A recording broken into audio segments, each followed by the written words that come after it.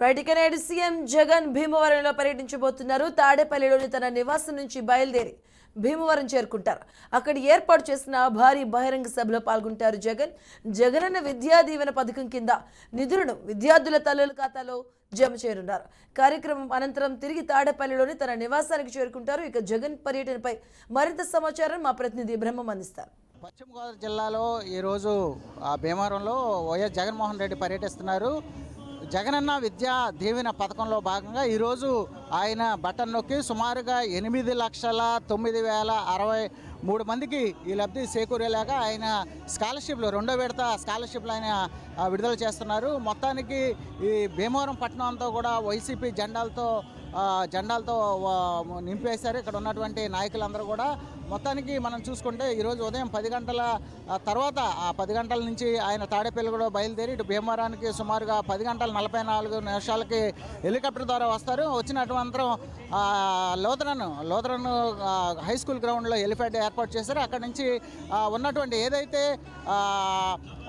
ఈ junior college సంబంధించి అక్కడ సభా ప్రాంగణం ఏర్పాటు చేసి ఈ సభా ప్రాంగణానికి సంబంధించి ఇప్పటికే సుమారుగా 1,00,000 మంది కూర్చునే విధంగా కెపాసిటీ కూడా ఏర్పాటు చేయడం జరిగింది. మొత్తానికి మనం చూసుకున్నట్లయితే ఇది ఉమ్మడి పశ్చిమ గోదావరి జిల్లా వ్యాప్తంగా కూడా వేలాది మంది లక్షలాది మందిని కూడా ఇక్కడికి తరలించే ఏర్పాట్లు అయితే ఇప్పటికే చేస్తున్నారు. సార్వత్రిక ఎన్నికలు సమీపం ఉన్న నేపథ్యంలో మరికొద్ది నెలల్లో ఉన్నటువంటి నేపథ్యంలో ఇప్పటికే ఎలక్షన్ వేడైతే పుట్టినటువంటి నేపథ్యంలో ఇటు ప్రజలను కూడా జగన్ ప్రసంగానికి ఆకట్టుకునే విధంగా జగన్ ప్రసంగం వినే విధంగా కూడా ఇటు సభా ప్రాంగణం అంతా కూడా పెద్ద మొత్తంలో ఏర్పాటు చేసిన పరిస్థితి అయితే ఉంది. మొత్తానికి మనం చూసుకున్నట్లయితే ఏదైతే జగనన్న ఈ విద్యా దీవెనకి సంబంధించి కావచ్చు లేకపోతే జగనన్న వసతి దీవెనకి సంబంధించి ఇప్పటికే సుమారుగా 73,000 కోట్లు 73,517 కోట్లు ఇప్పటికే రిలీజ్ చేయడం జరిగింది. మొత్తానికి ఐటీఐ చదివే పిల్లలకి సంబంధించి సుమారుగా 10,000 రూపాయలు, అదేవిధంగా ఇటు డిగ్రీ చదివే పిల్లలకి 20,000 చొప్పున, అదేవిధంగా పాలిటెక్నిక్ చదివే పిల్లలకి 15,000 చొప్పున మొత్తానికి ఏదైతే ఈరోజు 584 కోట్ల రూపాయలు అయితే ఈరోజు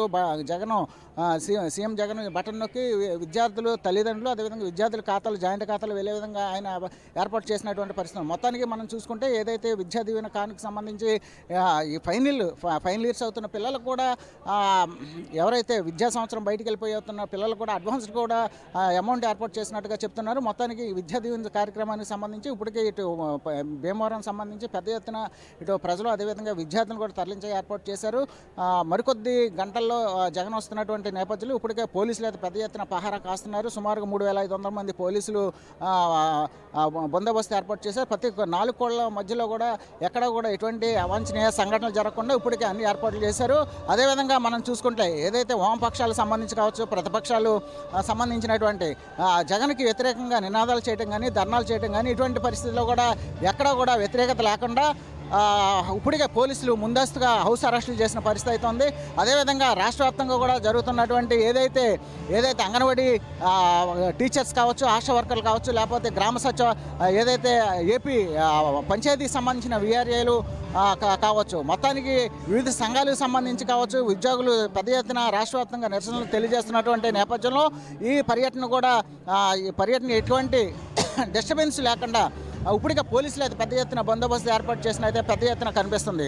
మొత్తానికి చూసుకుంటే ఈ జగనన్న విద్యా దీవెన కార్యక్రమం మరికొద్ది నిమిషాల్లో మరికొద్ది గంటల్లో ప్రారంభమవుతున్నటువంటి నేపథ్యంలో ఇప్పటికే ప్రశాంతంగా అన్ని ప్రదేశాల్లో కూడా ఉన్న పరిస్థితి కనిపిస్తుంది. ఇది పరిస్థితి. కెమెరామెన్ రాజుతో బ్రహ్మం, బీఆర్కే న్యూస్, భీమవరం నుంచి.